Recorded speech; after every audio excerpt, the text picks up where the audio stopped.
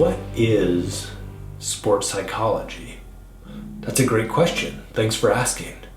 I think the best way to answer that question is to talk about what sports psychologists do. The first thing that sports psychologists do is research.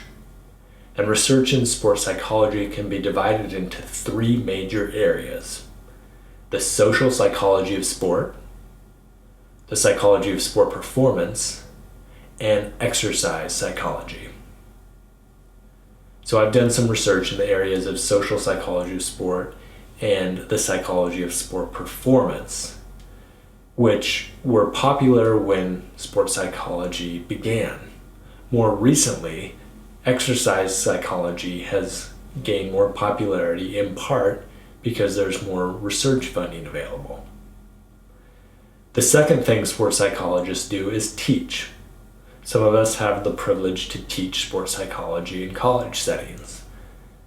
I've taught sports psychology at the University of Minnesota and Texas Tech, and I've had the special privilege to teach sports psychology in Africa while doing coach trainings, including 1,000 coaches in Uganda alone.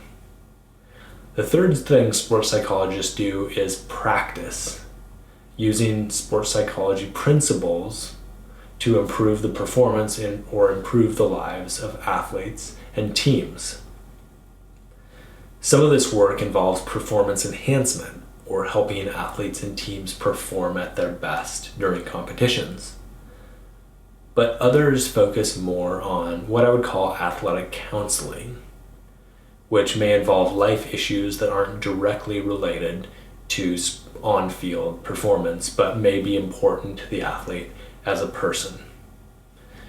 And finally, some sports psychologists use their knowledge of sports psychology as athletes who continue to compete. So those are 4 ways that sports psychology can be used. And for some of these ways, like research, teaching, and practice, sports psychology can become a career.